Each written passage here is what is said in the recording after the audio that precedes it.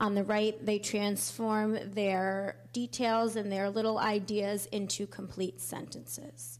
So, as I said, the program is really great because as a grade, we are able to implement all these different methods, and these are things that they're going to see as they move up the grades throughout their school. Okay, hello all. My name is Cece Cristello. I'm the second grade reading teacher, as Mr. Mastrangelo said. For the past 2 years, with a big shout out to Lori DeAndrea, our literacy coordinator, we've been able to change the structure of our AIS program and align it to what the teachers are doing in the classroom in the general education setting. So, for example, you can see here that we start with foundations in Tier 1. That's the classroom instruction that is used in every classroom. We've talked about foundations before, so we won't beat it up here. But you can see in Tier 2 and Tier 3, we've implemented other instructional plans, like foundations intervention, which was introduced across the entire school last year. And then we were training last year for Wilson Reading, which you can see in Tier 3. Both of those are small group word study programs. And that's kind of how we have aligned everything to foundations. That's all through the Wilson Reading program. So all of it's aligned, similar language, similar strategies. We've done the same thing with our ELA program and our balanced literacy block. For those of you who can see, balanced literacy is high-quality classroom-based literacy instruction where learning deepens when students think, talk, read, and write about authentic texts across many different instructional contexts. This can happen in the classroom, in whole group, small group, and individual settings. What we're doing now in Tier 2 and Tier 3 is we've been trained in leveled literacy intervention, which is a supplementary program with intensive small group reading instruction to help our struggling readers get to the level they need to be for each grade. It could be done in small group for Tier 2 as well as Tier 3 or in a one-on-one setting. What's nice about aligning our curriculums is it also aligns with RTI, MTSS, multiple tier system of supports that we're moving forward with in our district as well. Quick question before you move forward. What is what's sort of the size of the evaluation loop? So I assume that you're at different tiers because you need different levels of intervention, and so you identify a need, you fulfill you assign a level of intervention, you fulfill that need, and then you test again. So how is it, like 6 weeks or 2 months, or how often do you? How big is the loop? Let me start by saying that's a fantastic question. So what we're talking about here is our RTI process, which we're slowly transforming into MTSS, which is the multi-tier system of support. Essentially, if we look at Tier 1, that's regular classroom instruction. There's nothing different there that every student wouldn't get in the school. If they aren't progressing, though, we would institute some interventions. Usually that would be anywhere from like 12 to 18 weeks, depending. It could be longer than that. If those interventions don't work, we would go to Tier 2, which would be more intensive interventions, which would be like small group work. We would do 1 or 2 intervention periods there. If that's not working, then we would move on to Tier 3, where we would have even more intense interventions, which each of those systems are designed specifically for that. And in LLI, which is our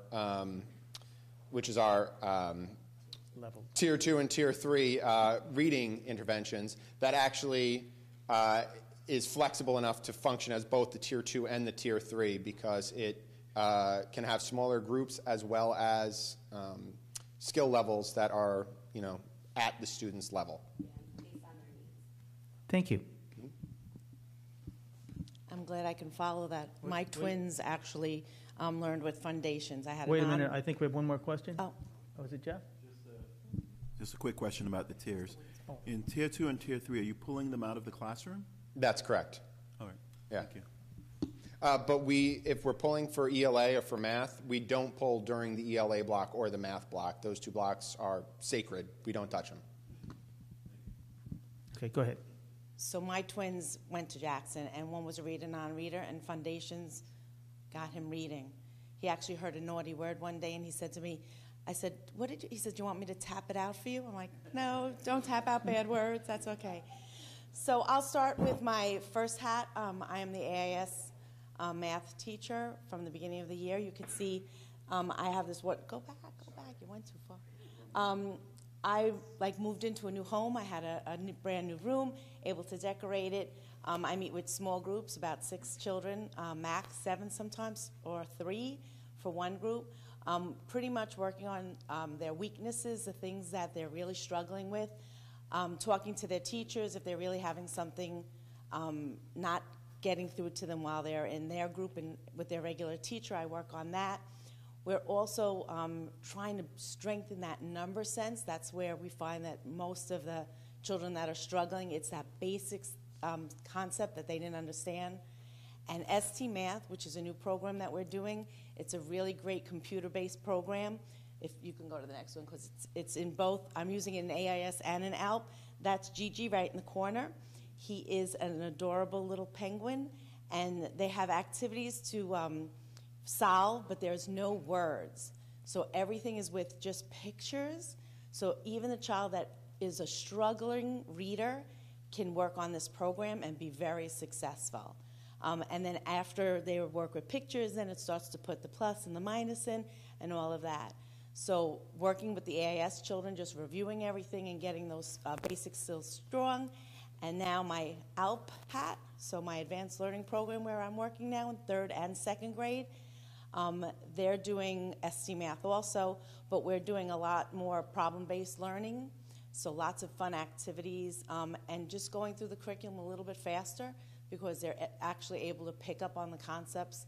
I taught math to the whole 3rd grade last year, and the ALP children, most of them are able to get through that curriculum much faster than I have seen in the past. So we head to the innovation room with Mr. McHale, do some fun activities in there, lots of STEAM, and it's just a great program that's working out beautiful in the school right now. Good. Any questions? Because now we're going to innovation room. Okay, keep going. So I wear a couple of different hats, as Mr. M pointed out. I'm running the after-school program in the Innovation Lab, and essentially what we're going to be doing there is creating makers. Those are kids who are capable of not only finding problems, but finding them and solving them for themselves. Currently, we're working on going through the maker process, is essentially the scientific method. In this class, we will be working on 3D printing, engineering, dash and dot coding, and we have different kind of physics tracks. We got a lot of cool stuff in there. You can see in the bottom right there, we got Perry the Falcon. I have him, designed him on the 3D printing software. So once we get our 3D printer up and running this year, we can print out Perry as well as a whole bunch of other things. Our students will also be designing and 3D printing things, which I'm super excited about. And that's our innovation lab. Tell us a little bit about the design process on 3D printing. Okay, so there's a program I use called Tinkercad. It's a free online program. And essentially, you can actually see a little bit of it here. Down here, you can see like little blocks and cubes and stuff. You can make different designs and shapes by manipulating those blocks. It's relatively simple, though you could make it more complex.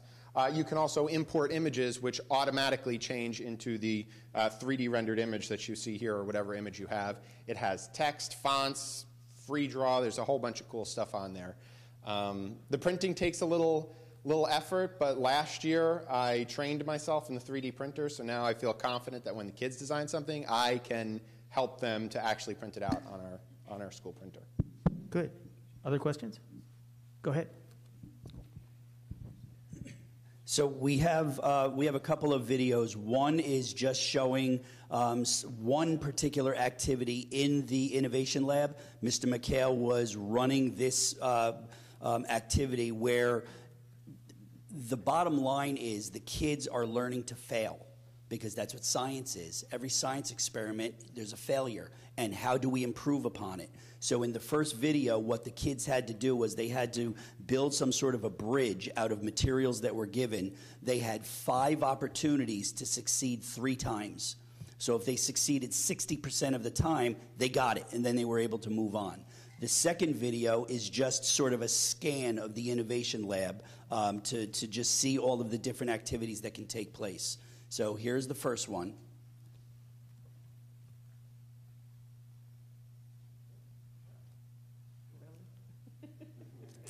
Okay.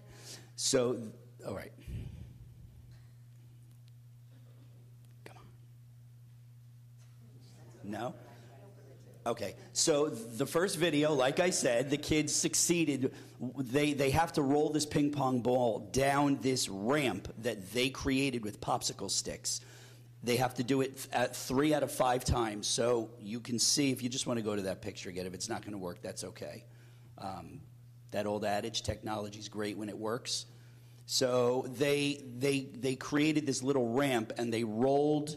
And this is the second video. That's the first one. So they rolled a ping pong ball down this person-made ramp. These 3 students built this ramp. And if the ping pong ball rolls into the cup 3 times out of 5 rolls, they've succeeded. Then what they have to do is they have to slide this thing. It's a cup on a little piece of cardboard. They have to actually slide this backwards.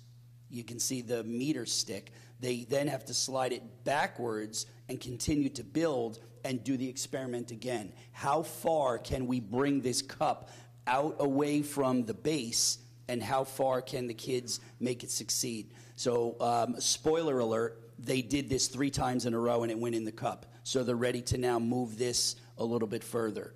In the second video, which this is sort of the introduction of that bridge.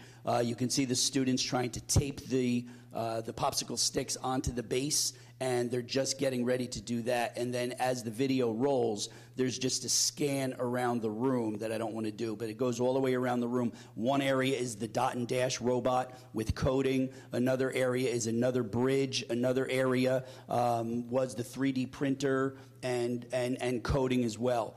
We also have some things, show of hands, escape the room, where people can go into a room and read clues and try to escape. We actually have activities where they have to get into a certain area by removing locks, whether they be combination locks. Through reading the clues, they can now get into, open this lock. Now they get to pull another card and go into another activity. So there are so many really, really exciting things in the Innovation Lab.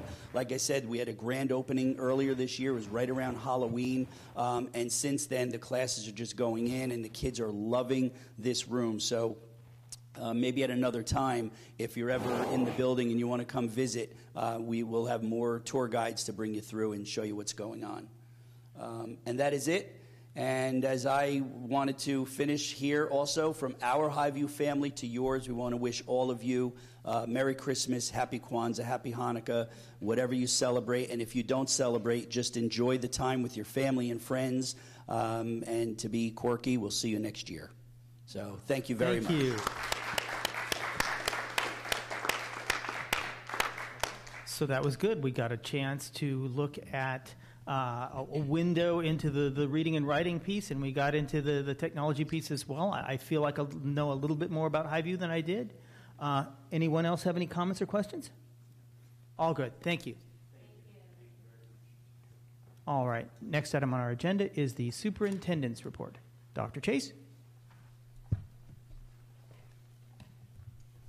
Good evening, community. Good evening.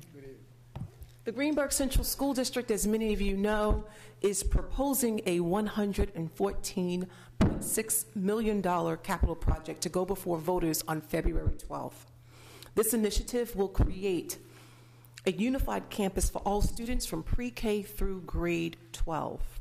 The proposal was developed with the guidance of community members, staff and faculty here at the Greenburgh Central School District, the school board, as a whole. The consolidation efforts will condense 5 buildings into 3 onto our Warburg campus. Many of you have heard various iterations of the consolidation bond.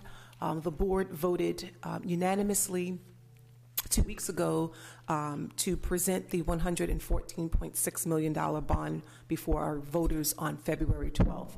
We will be visiting various community groups to speak about the bond, to allow community members to ask any questions that they may have for clarification purposes. I am going to share that there is misinformation, and we want to be able to give you the proper information so that you are informed voters. So I thank those who participated thus far and who will continue to participate as we build a brighter future for Greenburgh Central School District. I'm also going to encourage you to please subscribe to our social media. By subscribing to our social media, you will get real-time information as it is presented. In addition, it also allows you to ask questions and also get responses in a timely manner. We also ask that you visit our website to continue to receive updated information. We will be, as we share with Ms. Cantori, sending out a newsletter in the next couple of weeks to share with the community, and it's going to be quite robust. It's several pages that will give you all the soups to nuts and information. But I don't want you to just to rely on print material. Please know that you can ask questions, and as Mr. Warner knows, because he has been copied on quite a few emails, we've been getting emails from the community left and right. And we will respond to your emails to the best of our ability. There have been community members who have just basically asked, well, can I sit down and chat with you? And I do welcome that. So please sit down and chat with any one of us. And please ask me questions as you see fit. We want to make sure that you are well informed as community members, as taxpayers, and as residents, and those who are very much so interested in improving our community as a whole by improving our schools. So I'm going to be very brief tonight. There's a lot going on, and plus there's a very weird feedback that I'm getting in this microphone because I don't have a soft cover like everybody else. But there is yes. If I breathe, people can hear me. But I'm going to be very brief, and I want to share with the community. On behalf of the Greenburgh Central School District family, that's my family. We may not be blood, but we're family. I've been with these people for 6 years. They have become family. I spend more time with many of these people here than I spend with my own family, waking hours. So I think that I've earned the right to say, on behalf of my Greenburgh Central School District family, I wish you and your family a peaceful, joyous holiday season, and whatever holiday that might be. And as Mr. Mastrangelo indicated, even if you don't celebrate this time of year, it is a time of year for reflection.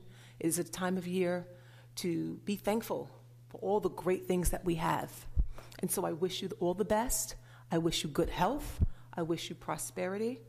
And I wish you all good fortune. Have a great night, and may the spoils of the season enrich your lives. Thank you.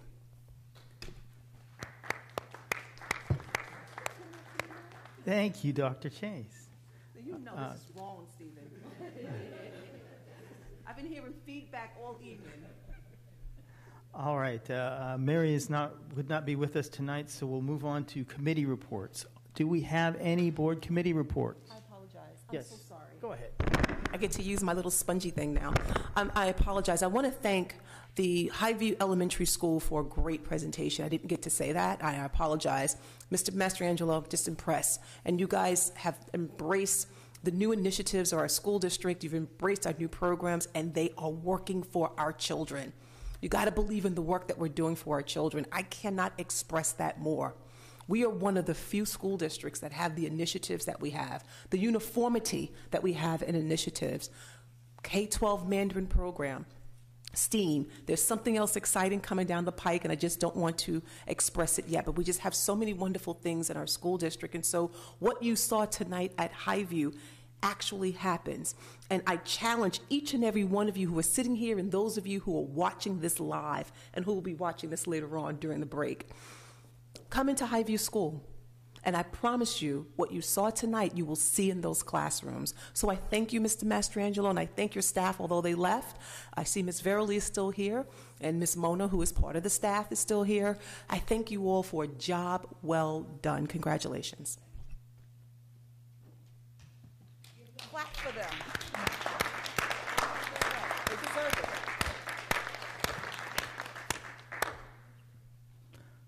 Committee reports. Do we have any committee reports? I have one from the Community Engagement Committee. The GCSD Community Engagement Committee met at R.J. Bailey on 11/26/18.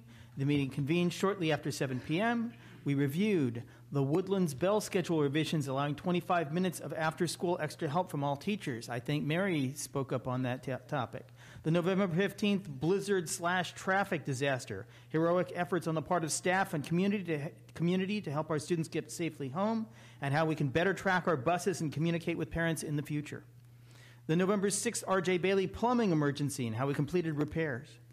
Our continuing efforts to secure New York State facilities aid increase. The Warburg campus consolidation project and SECRA process. I'm repeating myself here. We have since completed SECRA, reduced the scope and cost of the project from $166 million down to $114.6 million, and set a bond vote date of February 12th in the Woodlands Gym. Polls are open from 7 a.m. till 9 p.m. Absentee ballots will be available. Contact Ivy Krause, our district clerk, for details. The Edgemont Incorporation Committee appeal, a list of upcoming GCSD events. GCSD happenings, the STEAM Fair and Book Fair at R.J. Bailey, Breast Cancer Awareness Walk, Woodlands Trip to Jet Stadium, UN Links, Halloween Parade, Woodlands Middle School Human Rights Institute visit, the IB Communication at ECP, and Tisha Hyman Basketball Scholarship at Syracuse. Community members provided input on the following topics. On 11:30, we had a family night at 6 p.m. at Highview, and the need for additional rehearsals at R.J. Bailey after-school programs for members participating in the winter concert. We also need to post our committee charges for all the committees on our district website. The next Community Engagement Committee meeting is Monday, 1/14/19 at 7 p.m. at Woodlands. That's a location change. It's at Woodlands. All are welcome. Terry. Thank you, David. I don't have any questions. I'm just going to give the schedule for the Governance and Government Relations Committee meetings for the rest of the year. And Ivy, I will follow up with an email to you if you can't keep up with me. January 27th, 8 to 9 p.m., it's going to be a conference call. February 13th, which is a Wednesday, 8 to 9 p.m., a conference call. March 24th, 8 to 9 p.m., conference call. April 30th from 6 to 7, that will be in the mansion from 6 to 7. May 29th, Wednesday, from 6 to 7, also in the mansion. And June 26th, Wednesday, also in the mansion from 6 to 7 p.m. Thank you. I assume Governmental Relations and Governance Committee will be held together? We do them one after the other. Good. Jeff. Go ahead. Okay. On Thursday the 13th of December last week, the Technology Committee met at the mansion, and it was chaired by Carlos Ramirez. We discussed the Smart Schools bond and the current status of that. We also talked about, or he relayed to us, the changes to the original regulation, which actually requires us to provide 10% of the funding to the private schools in the area. The other thing is, we spoke about the fact that the board approved Wi-Fi in all buildings, and they wasted no time. So they installed an enterprise HD high-def wireless network, which is going to provide mostly academic access to Wi-Fi. Carlos and his team found out that there was a government grant program called E-Rate, and he was able to use that to provide funding for the Wi-Fi that was supposed to be covered by the Smart Schools bond, but due to regulatory requirements, that's kind of still being held up. So he was able to actually get refunds, I believe, for the commitment that we made to.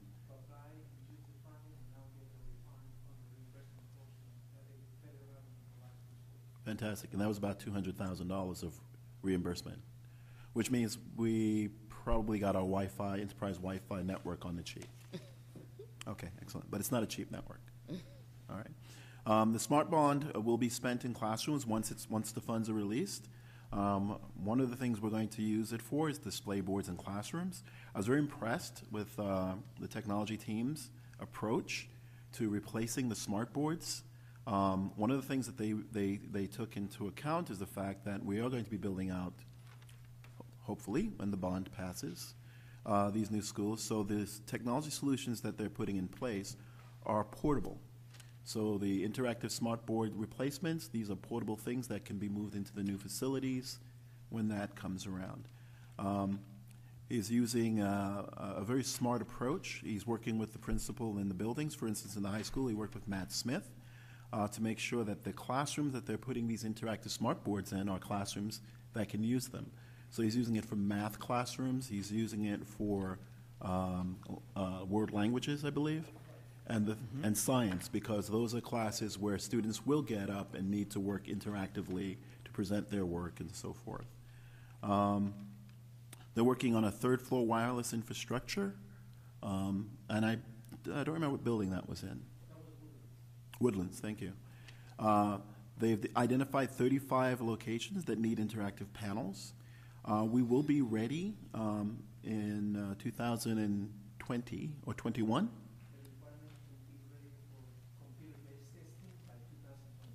2021. Great, thank you. Security initiatives that his team has taken up is we're using Google as a single sign-on solution so that parents and children who need to go into the technology sites and academic tools that we provide for them will only have to have one log-on, their Google account log-on. So they'll log into that and they can get access to things like learning.com and some of the other tools we're providing. Let's see, what else? He talked about the fact that eSchool Plus provides the student portal that we're currently using. So for those of you who are parents and you have students in the district, you have the ability to go in and see your students' grades, to see comments about their performance and things they're doing within the classrooms, and that's done through the eSchool Plus. Let's see. We've gotten a contract for something called News ELA, which allows us to give timely news access to students in classrooms for their assignments. We're looking into something called School Messenger, and I didn't fully get that, so I'm going to ask Carlos to speak a little bit about that because I think it's very important.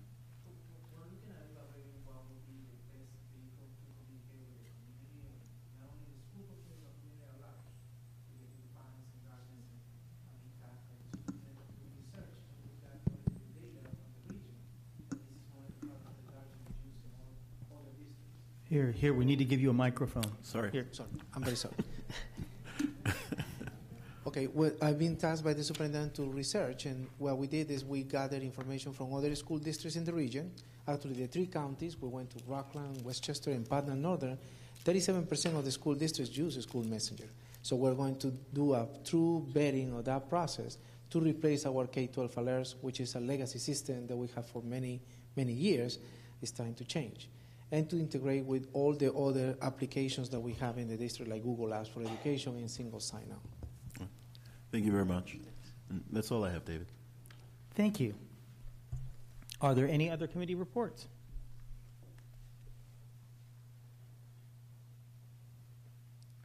Moving on to instructional personnel items. Do I hear a motion to approve the instructional personnel items presented to the board for approval this evening? So moved. Do I hear a second? Second. All those in favor? Aye. Those opposed? Motion carries. Dr. Chase, do you wish to congratulate some new people? Why, certainly I will. I'd like to first introduce the community to our new out teacher who will be housed here at Highview Elementary School, Miss Erin McGlynn. Please stand so we can see you.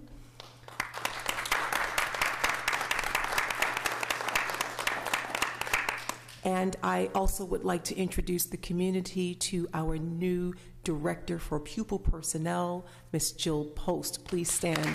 Congratulations to both. We look forward to great things from each and every one of you. And again, congratulations. Welcome aboard. Dr. Chase? Yes, ma'am. Could you also let the community know what other positions you'll be holding? Because pupil personnel doesn't, a lot of people don't realize what that encompasses. Good question. So pupil personnel encompasses mainly dealing with student activities. So Ms. Post will have oversight of all things special education. Ms. Post will have oversight of student activities as it relates to code of conduct, as it relates to our homeless population, as it relates to sheltered instruction, as it relates to, again, all things student services. And so we're very pleased to bring along someone with well over 2 decades of experience, but she's a youngin'. So don't be fooled. But with a wealth of experience in various areas of pupil personnel. And so congratulations. Thank you. All right. Non-instructional personnel items. Do I hear a motion to approve the non-instructional personnel items presented to the board for approval this evening? So move. Do I hear a second? Second. All in favor? Aye. Those opposed? Abstentions? I abstain. 1 abstention. Motion carries.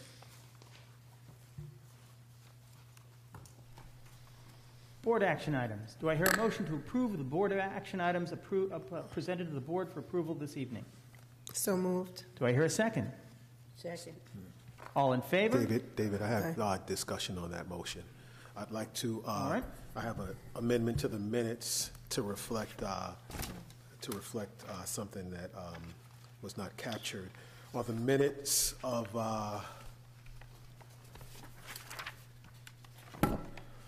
November 13th, item C, board meetings, motion to hold future work sessions and special meetings at the administration building room. I voted against that. It is not reflected in the minutes. Ivy, could you modify those minutes as appropriately? Good, good. You just have to, you're just going to, when you vote, it's just amended. Yes. So instead of as presented, it's as amended, and then I will make the change to the minutes as Mr. Williams indicated. Thank you, Terry. Do I hear a motion to approve the board action items as amended for approval this evening? So moved. Second. All in favor? Aye. Those opposed? Abstentions? Motion carries. Finance items. Do I hear a motion to approve the finance items presented to the board for approval this evening? So move. Do I hear a second? Do I hear a second? Second. Thank you. All in favor? Discussion on the motion? Go ahead. Yes. But I'm not very pleased because I don't really understand why we have so many budget code transfers, and I'd like to have a more in-depth conversation about what they entail, because this is confusing to me, because it's telling me that you're going to some plant ops from Woodland High School, non-instructional salary, then you got plant ops administration, non-instructional salary, then you got $60,000, and you have staff on leave. I don't understand that, and I don't want to go into it tonight, but I do want to have a discussion on it so that I can understand these transfers better.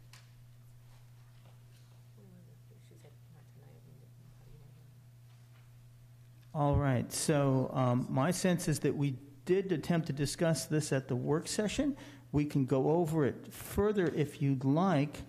Are you trying to table it, or do you want to go ahead at this point? As I said, I do not want to table. I do not need a defense. All I need to do is find out so that I can understand it when I read it. That's all. No, I don't want to table it. I will just not vote for it, but I will not. Okay, that works. That works.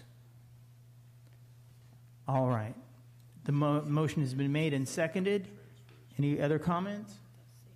All in favor? Aye. Those opposed? Abstentions? Abstain. 1 abstention. So we still have Jeff. abstained. I have a clarifying question. Go ahead. The treasurer's report seems to be, although presented in November, seems to be from October. Is that correct? So the records are never for the current month. They always work a couple of months behind. So if you go back to the previous month, they'll always be a couple of months back. Yes. Okay, so that was why I abstained. All right, so you're abstaining? No more. No more. All right, so that's a yes. All right, motion carries. Business items. Do I hear a motion to approve the business items presented to the board for approval this evening? Do I hear a motion? So moved. Do I hear a second? Second. All in favor? Aye. Those opposed? Abstentions? Motion carries. Student services items. Do I hear a motion to approve the student services items presented to the board for approval this evening? So moved. Do I hear a second? Second. All in favor? Aye. Those opposed? Abstentions? Motion carries.